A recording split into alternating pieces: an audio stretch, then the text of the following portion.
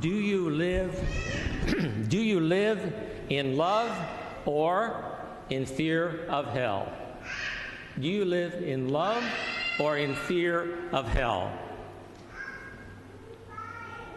Hello there. Thank you. That's okay. It's a good question for us to ask ourselves. And Jesus refers to this in the gospel today when he says, if you love me, you will keep my commandments. If you love me, you will keep my commandments. Do you live in love or in fear of hell? There's a legend. It's just a legend, but it's an interesting story. It's a legend about an angel who is walking down a street carrying a torch in one hand and a pail of water in the other hand. What are you going to do with these? Someone asked the angel. The angel replied, with the torch, I'm going to burn down the mansions of heaven. And with the pail of water, I'm going to put out the fires of hell. Then we shall see who really loves God. Interesting. The question is, do I keep the commandments of God out of fear of punishment, or do I keep the commandments of God out of love for Him? In this gospel today, Jesus says, if you love me, you will keep my commandments. If you love me, you will keep my commandments. So do I live in love or in fear of hell? In other words, there's an invitation issued to all of us by the Lord, and that is the invitation to fall in love with Him. To love the gift giver, not just the gift, which is heaven. To love the Savior, not just the fact that He wants to save us from the fires of hell. It's a story about a professor who taught theology in some of the best universities in Europe. He knew the Bible backwards and forwards. He knew all the different languages that went into the ancient world, and he knew the Greek and Hebrew and Latin, and he was on his deathbed. A priest was called to the bedside of this great theologian, and the priest was shocked because the priest, or the theologian who was dying, was shaking with fear. The very bed was shaking because the man, the great theologian, was so afraid of death. The priest was shocked at seeing this renowned Bible scholar so fearful of death, and he said, Professor, why is it that you're so afraid of death? The theologian, the Bible scholar, looked at the priest with bloodshot eyes filled with tears, and he said, because I wish I had spent more time knowing God and less time knowing about God. I wish I would have spent more time knowing God and less about knowing about Him. It's a big difference. We can know all about God. We can know the Bible backwards and forwards. We can recite the catechism by rote, and those are good things. But it can't stop with that, because that's simply knowing about Him. Knowing the Bible and knowing the catechism has to be a stepping stone for a personal relationship with a personal God. The theologian on his deathbed realized that he didn't spend enough time really getting to know God personally. How well do I know God? How well do you know Him? How much do I love Him? How great is my love for Him? How great is my affection for Him? How great is your love and affection for Him? To know God is to fall in love with Him. But I don't think we take time enough to really get to know Him. You know, you have to take time to to know someone that you eventually get close to. We have to spend time with the people we appreciate and who we get close to and become close friends to. We have to spend time with the Lord. How do you do that? You spend quiet time in prayer every day, speaking to God from your heart. and listening to God speak to you from His heart.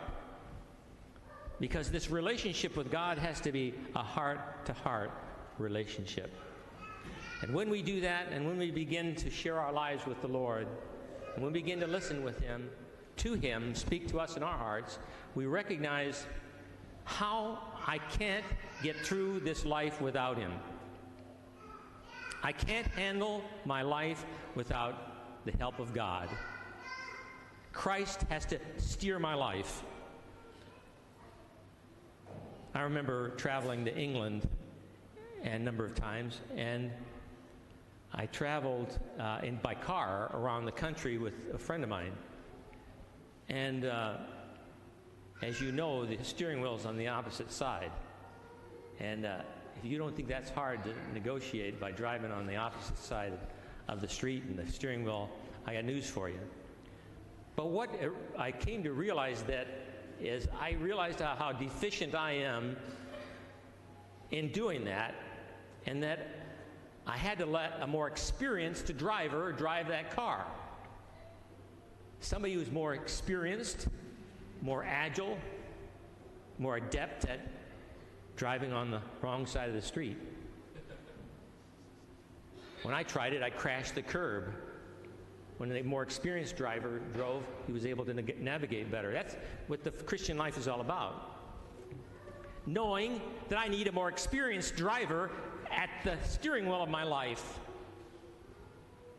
A more experienced driver at the steering wheel of my life.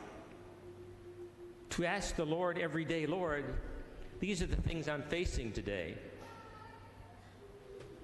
Steer my life in such a way that the things that I face today will be blessings to me rather than curses.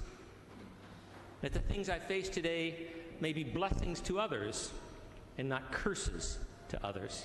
Steer my life. You're a more experienced driver than I could ever be. We're talking about an intimacy with God. I remember some years ago a man named Floyd Dean. Floyd Dean, I got to know at St. Joseph's Parish many years ago when I was a deacon, and I never forgot Floyd Dean. He lived to be 103 years old. And Floyd Dean would talk a lot about his life, and he always wondered why he lived to be 100 and some years old. And he would always recount stories of how God had influenced his life. He was a simple farmer, but he became quite wealthy and managed to have a beautiful farm out there where Prairie Meadows is right now, actually. And Floyd would tell stories about how a lot of times he had to plant beans in poor soil. He planted beans in poor soil.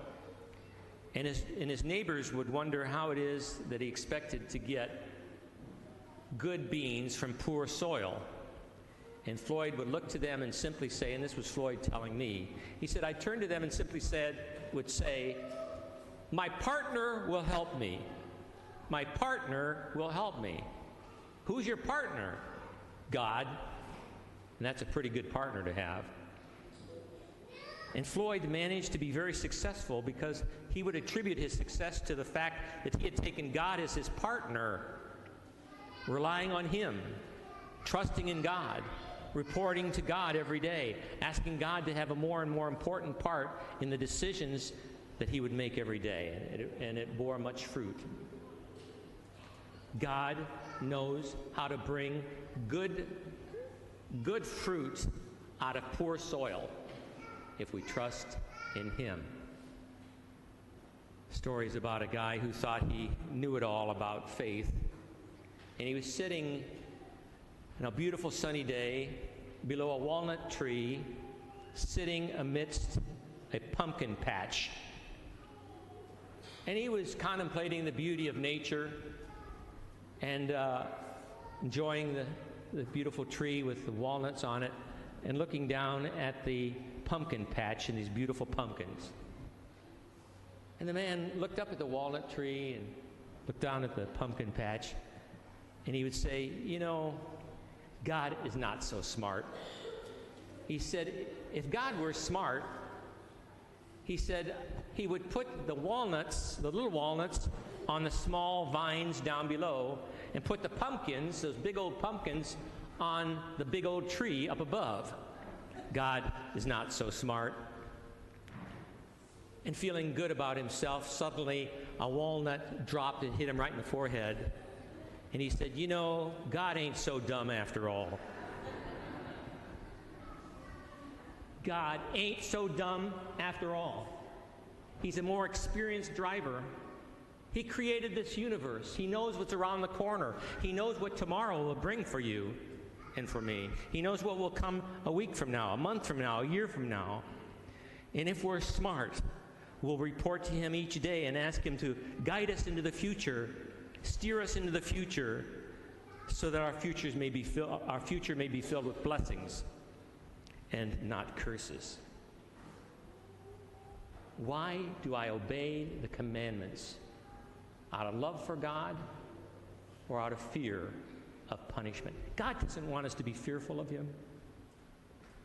He wants us to draw near to him and to let him love us, and he'll let us love him. A beautiful hymn from the evangelical tradition puts it very beautifully. It's a beautiful hymn sometimes you hear at Billy Graham rallies on television. At the end of the rally, the preacher, Billy Graham, would say, "Come on down here and we'll offer a prayer for you." And then the choir would sing, "Just as I am." It's a beautiful hymn that we should be at least thinking about when we come to communion, because we're not just receiving